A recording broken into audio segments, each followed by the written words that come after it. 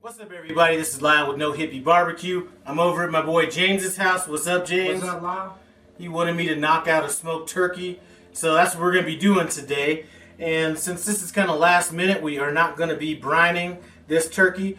But what I want to get into are some of the questions that I've had on a few other turkey videos I had, so I want to get those out right up front. So one of the questions that comes up often is, do you need to brine?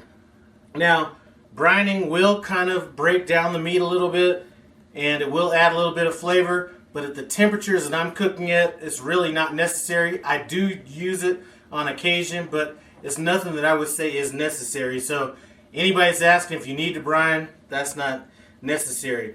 As far as the oil that we're going to coat the outside of this oil or this turkey, we're just going to use any high temperature oil. That could be canola oil, vegetable oil, clarified butter. And clarified is the main part of that, meaning you've separated the milk fat from the butter.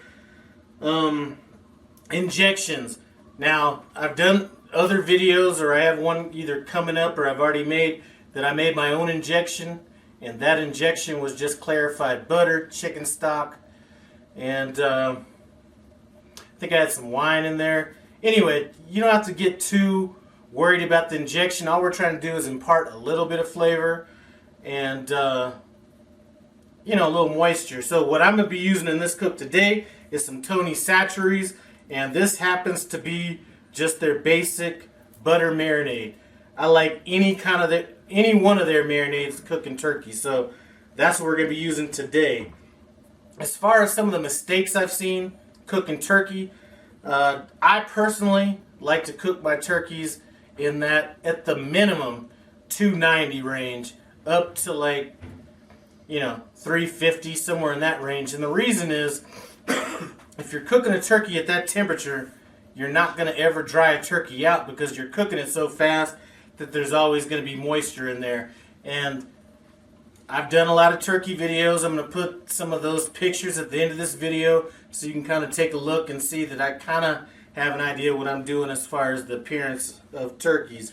Getting back to that brine thing, one of the disadvantages to brining is you are not able to get as crisp of a skin as if you don't brine. So what I like to do is my turkeys aren't just turkeys. I do try to make them very presentable.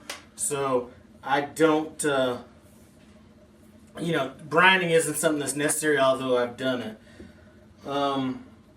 Basting. Somebody asked me a question about basting.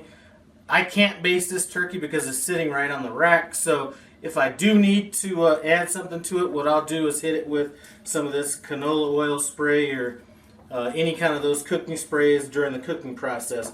Now, since I am cooking at higher temperatures, if this turkey does start to get a little too dark, what I'm going to do is tint it with some foil. Typically, that doesn't happen if I'm cooking, under 350. If I'm doing them in the oven, maybe you've seen one of my oven turkey videos where I cook at 450. Sometimes that could be an issue that you need to kind of watch out on. Another question I've had in some of my other turkey videos is what kind of turkey do I use? I've tried fresh turkeys straight off the farm. I've tried, the expensive ones like at some of these Whole Foods, stuff like that. And like this one is just a regular cheap old turkey. I've never seen an issue or difference between them. Actually, some of the cheaper turkeys actually are a little bit better because most of them are already going to start off with some kind of a solution in there to begin with. So, another question I've had is what temperature do I take the turkey off at as far as internal temperature? Normally they say 165 is a good temperature to take it off. I typically will go up to 172 to 175. Again, we're cooking this turkey so fast that you're still going to end up with a moist turkey. Anyway, let's get rocking on this turkey. What we have is a 15-pound turkey. I've already cut off some of the loose skin, taken out everything. This particular one came with one of those thermometers. I took that out as well. So the first thing I'm going to do with this turkey is I'm going to go ahead and hit it with some of this. This is canola oil, and I'm just going to spread it around the turkey evenly And I'm going to get the bottom part of this as well, so when we're done, we'll pick it up. Alright, so we have this rubbed down with oil. You could do this now or you could do this after you inject. Now, since we're not brining, we're going to hit this up with a little bit more injection than you normally would. I'm probably going to try to get this entire bottle into this turkey since it's not going to have a chance to brine.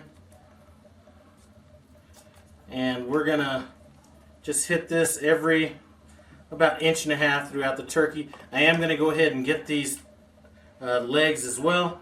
When I'm done with that, we will pick it up. So we have this oil down, we have it injected. It really doesn't matter what order you do this in.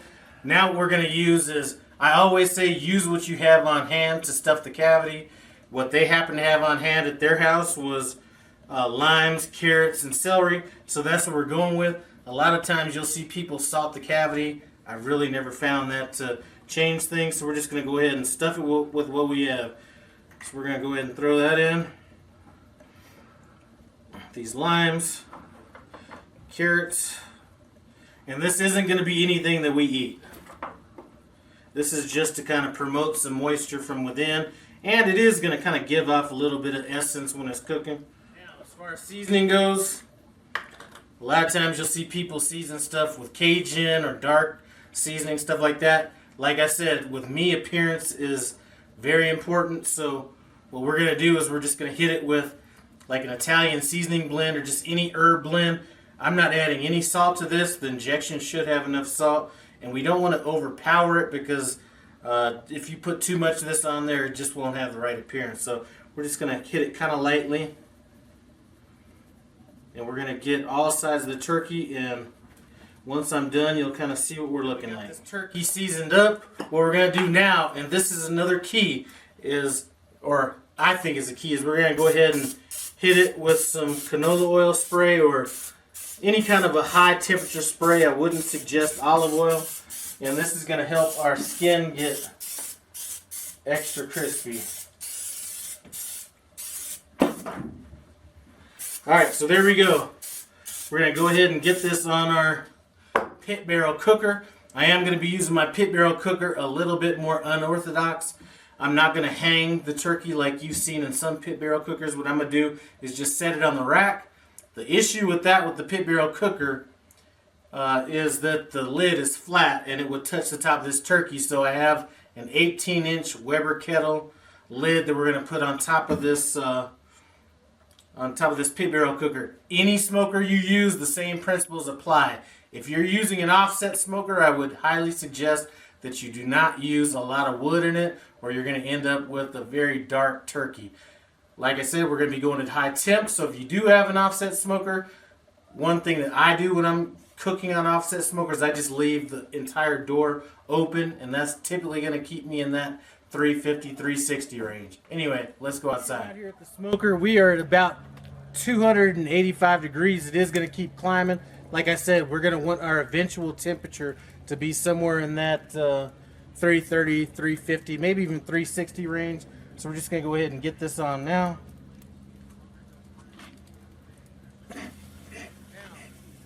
Just so you know kind of how I've modified this was I did use the Weber Smoky Mountain, or not Weber Smoky Mountain, but 18-inch Weber kettle lid to go on this because the lid on the pit barrel cooker is a little too shallow to cook it like this. So we're going to put this on. Like we said, we're going to cook this until we get to about 175 degrees internal temperature.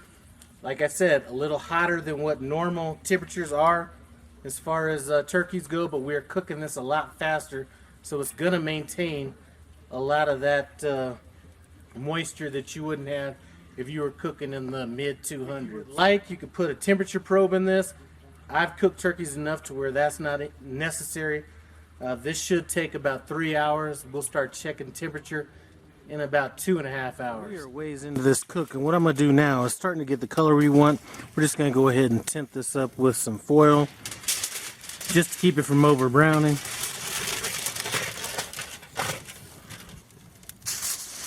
And if I didn't mention it, we are cooking with some cherry wood right now. If you're smoking a turkey, I'm going to suggest that you smoke with any fruit wood or maybe a pecan. So we are about 3.5 or actually about 3 hours and 45 minutes in on this. And this turkey is a little bit darker than what I would normally go, but we're pretty cold out here. We're at about 22 degrees, so this turkey's taking a little bit longer, so it's probably got a little bit more smoke in here during the cooking process. Anyway, we're gonna bring this in, cut it up, take a taste, and see what's up. This is a done deal right here. Now, I'm not used to using any of these carving knives or electric knives or anything like that, so James is gonna go ahead and cut out a piece of this so we can see what's up. Go ahead.